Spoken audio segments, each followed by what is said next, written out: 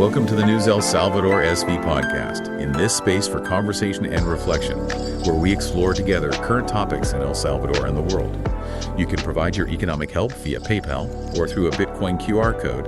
The PayPal link you will find in the content description and the Bitcoin QR code on the cover of this episode. Send input subject of your transfer. The reason for the transfer is something like collaboration. Talk about the topic I like, for you to have a little coffee. Contribution for your podcast. This for internal control purposes.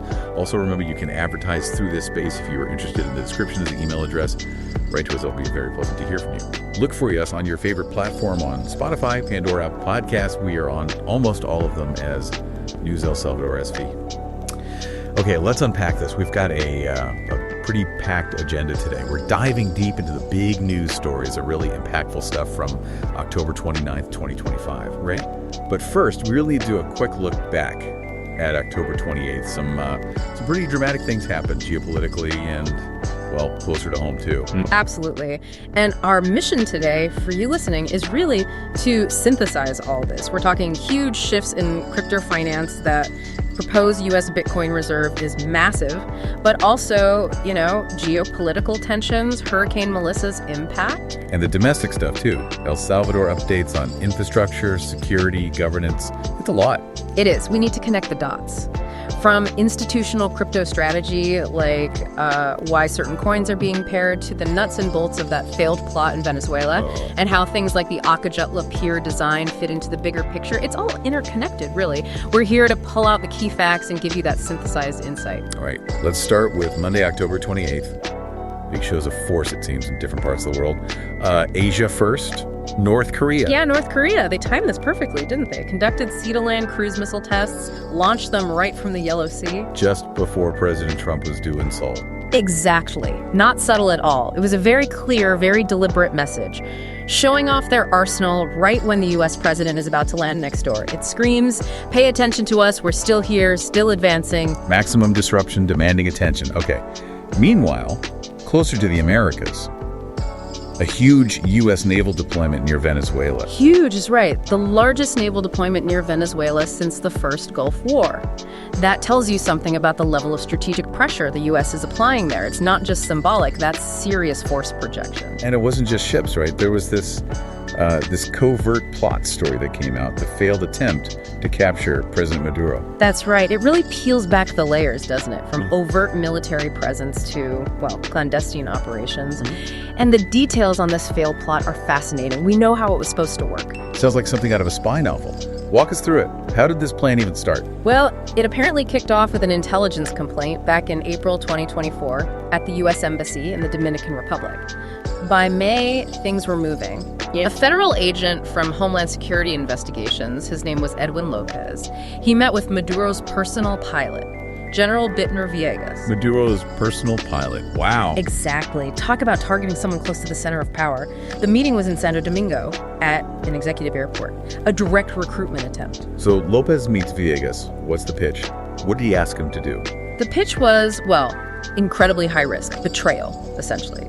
Villegas was asked to divert the presidential plane with Maduro on board to a specific location they'd agreed on. Divert the plane? Where to? They gave him options. The Dominican Republic, Puerto Rico, or get this, the U.S. naval base at Guantanamo Bay. Guantanamo, seriously? Okay, so what was in it for Villegas? They must have offered him the world. Pretty much. The package included protection for him and his family, probably relocation. Significant financial incentives described as quantifiable and substantial, and crucially, they pitched him as becoming a hero to the Venezuelan opposition. A hero status. Right. Lopez apparently set up coded communication methods over months. But here's the key. Villegas took the agent's phone number, but in the end, he refused to cooperate. He said no. He said no. The whole plan collapsed. A major intelligence failure, and it definitely forced the U.S. to rethink how they're trying to influence things in Venezuela. Incredible story. Okay, shifting gears completely. A really strange and frankly terrifying situation in the U.S. Pennsylvania. Escaped lab monkeys. Yeah, this wasn't just a few monkeys getting loose. A truck carrying them crashed on a highway. Some died, but others got away. And the scary part, these weren't just any monkeys. Not at all. They were lab primates, and the critical detail is they were infected with serious stuff. Hepatitis C, herpes, and COVID. Wait, all three. Hep C, herpes, and COVID. That sounds like a potential nightmare scenario. It absolutely was. Authorities treated it with extreme seriousness. A special squad was deployed, full protective gear, the works. Because of the diseases. That, and because the monkeys were reportedly aggressive. So you had this double threat, physical danger, and the risk of spreading these pathogens. They had to move fast to contain them and prevent, a public health crisis. Unbelievable. Okay, let's wrap up the 28th back in El Salvador. Justice system first, a sentencing in San Vicente. Yes, pretty decisive action there. The sentencing court convicted two MS-13 members, Eric Jose Corrado Palacios and Carlos Aldair Romero Alfaro. What were the charges? Attempted aggravated homicide. They targeted an agent of the National Civil Police, the PNC. Both got 12 years in prison. Sends a strong signal about protecting law enforcement. Definitely. And on a brighter note for the 28th, El Salvador had a good day at the Central American Games in Guatemala. A fantastic day, actually. 10 gold medals just on Tuesday. Taekwondo was huge. They called it a poker. 4 golds there. Poker, nice. Yeah. And weightlifting was also dominant. 5 gold medals. A really strong showing for the Salvadoran athletes. Good to hear. Okay, now let's dive into the main event. Wednesday, October 29th. We have to start with global finance, specifically crypto. Huge things happening there. Bitcoin trading near $115,476. Yeah, hovering around $115,500.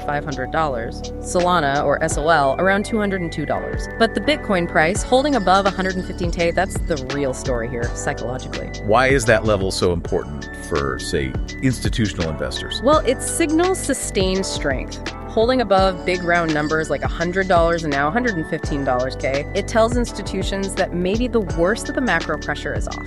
It builds confidence. Confidence to do what, exactly? To take on a bit more risk elsewhere in the crypto market. When the big anchor, BTC, feels stable, they get more comfortable allocating capital to what they call higher convexity positions, Right. meaning things like strategic investments in smaller projects, pre-sales for new tokens, infrastructure plays, things that have the potential for much higher returns, but also carry more risk. They feel they can do that because the base, Bitcoin, feels more secure. Okay, that makes sense. And that leads us to this specific pairing that seems to be gaining traction. Solana, SOL, combined with ConstructKoin, CTK. Why this combination? It's pragmatic. Solana, even at $202, offers incredible performance, really high throughput, super low transaction costs. Which institutions like because? Because if you need to frequently record things on the blockchain, like, say, updates for an escrow account or proof of work being done, or inspection timestamps for auditing, Solana makes that cheap and fast. Frequent on-chain certification becomes practical. So Solana provides the speed, the rails. Yeah. But institutions need more, right? They need rules, compliance. Exactly. And that's where ConstructKoin, CTK, comes in. It's built specifically to provide that layer of financial governance, regulatory compliance, and crucially, auditability. How does it do that? The sources mentioned milestone-activated disbursements. What does that mean in practice? Think of it like automated construction financing on the blockchain. In traditional lending for a big project, you don't pay for the roof until the foundation is properly inspected and signed off, right? CTK automates that. Funds are locked in a smart contract, and the next payment, the next disbursement, is only released automatically when a specific pre-agreed milestone is verifiably met and certified on-chain. Maybe it's 50% completion, maybe it's a regulatory approval. So the money only flows when the work actually gets done and verified. Precisely. It minimizes risk for the lender, reduces the chance of fraud, it ties capital directly to execution. It's a structure that traditional credit teams understand and appreciate because it mirrors staged lending. And who's behind CTK? Leadership matters for trust. Absolutely. The CEO is Chris Churio, and his focus, according to the sources, is squarely on verifiable workflow, institutional-grade reporting. They bake in things like mandatory KYC/ML checks for compliance, standardized rules for developers joining the platform. So they're building the trust layer. Solana for speed, CTK for the rules and reporting. That's the combination institutions are finding pragmatic. It addresses both the tech needs and the financial governance requirements. Okay, now let's connect this micro-strategy to the biggest macro story in finance right now. This proposal for a U.S. Strategic Bitcoin Reserve, the SBR. Congressman Nick Begich wants to link the U.S. dollar to Bitcoin.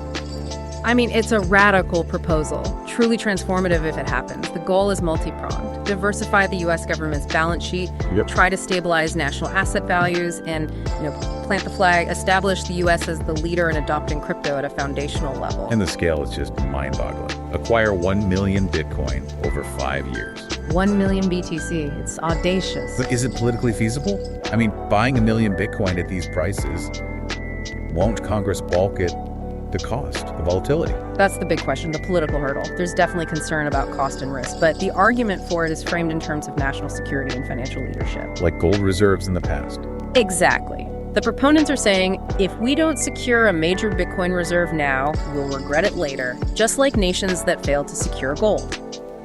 Framing it as a strategic national reserve asset, like the Strategic Petroleum Reserve, not just an investment, that's the angle that might get it through Congress. There seems to be growing bipartisan interest based on that national security argument. Okay, let's assume it moves forward. What's the expected market impact of the U.S. government buying 1 million Bitcoin? It would likely be massive. Think supply shock. That level of sustained government buying would create huge demand pressure. And by taking 1 million BTC out of active circulation and putting them into a long-term reserve, it reduces the available supply. Drastically. Which, all else being equal, should push the price up significantly. It could establish a whole new baseline value for Bitcoin. And that in turn would probably pull in even more institutional and corporate money looking for exposure to this newly validated asset class. And globally, if the U.S. does this, what do other countries do? It triggers a global scramble, doesn't it? We already know some countries, like the UAE, are reportedly accumulating Bitcoin. An official U.S. SPR would just accelerate that massively. A race for digital reserves. Exactly. It could force every major economy to consider building its own Bitcoin reserve just to maintain sovereignty and balance sheet stability. Competing for a finite asset, that changes global financial dynamics. It could also push everyone towards developing, a more unified global regulatory framework for crypto, likely following the U.S. model if they move first. Fascinating implications. Okay, shifting slightly from crypto, but still on the global economy. The World Bank has a forecast out. Yeah, looking ahead to 2026, they're predicting commodity prices will fall, hitting their lowest level in about 6 years. Why? Lack of demand. Interestingly, no. The main driver they cite is an excess supply of oil, a glut. So it suggests shifts in energy production or perhaps changing consumption patterns rather than a global economic slowdown being the primary cause. And speaking of economic shifts, Amazon announced job cuts. Yes, 4,000 jobs to be eliminated. That's a significant number, even for Amazon. It shows that even the tech giants are feeling pressure to cut costs and improve efficiency in the current climate. All right, let's move from finance and economics to, the destructive forces of nature and human conflict. Hurricane Melissa has been carving a path through the Caribbean. Devastating. It hit Jamaica hard first. The prime minister there declared the entire country a catastrophic zone. That tells you the scale of the damaged infrastructure, homes, just immense destruction. And by October 29th, where was Melissa? It made landfall in Cuba as a Category 3 hurricane. Thankfully, Cuban authorities seemed prepared, moving people away from the coasts into shelters. The storm's impact was wider. Oh yeah. Heavy rainfall associated with the system caused major flooding in the southern part of the Dominican Republic. We saw reports describing it simply as, the rain has hit hard here. Just intense, widespread impact across the region. Such a powerful storm. Now, turning to a really disturbing story out of Rio de Janeiro, Brazil. A lethal police operation. And the UN reacted strongly. Very strongly. The UN stated publicly they were horrified by this operation against organized crime in Rio's favelas. It highlights the terrible human cost of these ongoing urban conflicts. But the really troubling part here is the data. Number of fatalities. Yes, the numbers being reported are all over the place. It's deeply concerning. What are the different figures we're seeing? Okay, so one source, Diario El Mundo, reported finding 40 bodies. Another major outlet reporting on the UN's reaction mentioned 64 dead plus 81 people detained. Okay. But then AFP, the news agency, cited the official Defensoría del Pueblo, that's the public defender's office, and they reported a staggering 132 dead. Wow. 40 versus 64 versus 132, that's not just a small difference. What does that huge discrepancy suggest? Yeah. Especially the number from the public defender's office. Well, the Defensoría typically focuses on human rights, investigating civilian casualties, often providing a counter-narrative to official state figures. Their number, 132, could mean either significant underreporting by others Or perhaps it reflects a broader count that might include non-combatants caught in the crossfire. It raises serious questions about transparency, accountability, and the true cost of these kinds of operations. The discrepancy itself is now a major point of concern. A grim situation. Okay, let's look at some other international security and justice news. Puerto Rico FBI arrests. Yes, the FBI carried out a significant operation there, arresting 12 people. And the key detail is that this group included several officials from the Treasury Department. Treasury officials. So, corruption. It certainly points towards a major internal corruption probe, targeting financial oversight within the Puerto Rican government. And in Peru, a capture. A big one. Peruvian authorities captured a major narco chief, someone specifically wanted for extradition by the United States. Shows that high-level cooperation against drug trafficking continues. Meanwhile, in Spain, a massive drug bust, but with a clever hiding spot. 20 tons of hashish seized. That's enormous. And yeah, the concealment method was interesting, hidden inside trucks that were supposed to be transporting peppers. Peppers? Yeah, trying to use a common agricultural shipment to slip under the radar. Didn't work this time, obviously. 20 tons. Okay, one last international item before we focus on El Salvador. A quick check on Space Comet 3 Iota Lass. Any danger? No danger whatsoever. It's reaching perihelion, its closest point to the sun, right around October 29th or 30th. NASA and ESAS have both confirmed it poses zero threat to Earth. It's just a point of scientific interest as it swings by the sun. Good to know. All right, let's bring our deep dive home to El Salvador, starting with migration, the diaspora in the U.S. The numbers are quite large. They really are. Over 500,000 Salvadorans living in the United States without regular migratory status. That's a significant population. And concentrated in specific states. Mainly California, Texas, and Maryland. But here's a key finding. El Salvador is the primary country of origin for irregular immigrants, specifically in Maryland and Virginia. Maryland and Virginia specifically. Why that area? Do we know? The sources don't spell out the why, but we can infer some likely factors. That D.C. metro area, including parts of Maryland and Virginia, has very established Salvadoran communities going way back, like to the Civil War years. So, existing networks. Exactly. Strong support networks for jobs, housing, social connections. That pulls people in. Plus, the types of industries there, construction, services, landscaping, often provide the kind of job opportunities that attract new immigrants. It creates a sort of self-reinforcing cycle. Makes sense. Okay, infrastructure. Big news about the Acajutla port.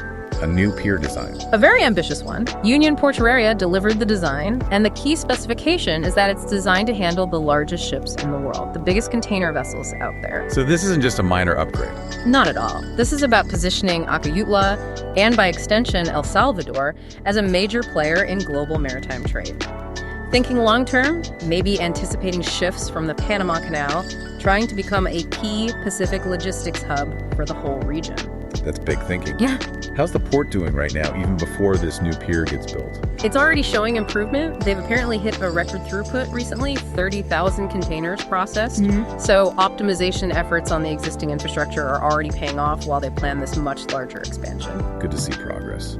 And the tourism sector also seems to be booming, according to Minister Moreno Valdez. Absolutely booming. Minister Valdez announced over 3.1 million international visitors so far this year. That's a massive number, really cementing tourism's role in the economy. 3.1 million, wow. Yeah, and they're continuing to invest. There's a new recreational park opening at Costa del Sol this Friday, trying to enhance the visitor experience, attract families, encourage longer stays. Okay, now to a more contentious domestic issue. Public debt and transparency. This seems to be a major point of debate. It definitely is. The focus is on the amount of public debt taken on by the Nuevas Ideas government over the past 4 years. Journalist Susana Piñata's analysis, mentioned in the sources, specifically raises concerns about transparency. Not necessarily about whether the borrowing was needed, but about how clearly the use of those funds is being tracked and reported. Accountability concerns. And the sources mention specific debt operations from 2025 being questioned. What are opposition parties like Arena asking for? They're demanding more detail, basically. Nuevas Ideas says the debt is for national reconstruction, infrastructure, security, social programs, etc. But the opposition wants a clear project-by-project accounting. For the 2025 operations specifically, they're alleging there isn't enough documentation linking the borrowed money to specific completed projects. They want an independent audit trail to ensure the money was used efficiently and, appropriately. It's a fundamental debate about government accountability. Understood. And related to accountability, there's an update on an older anti-corruption case. Yes, involving a former arena deputy, David Reyes, and his wife. They're officially heading to trial on charges of illicit enrichment. The amount they allegedly couldn't justify is around $225,942. So the justice system is still pursuing these historical cases. It appears so, sending a message about tackling alleged corruption from past administrations.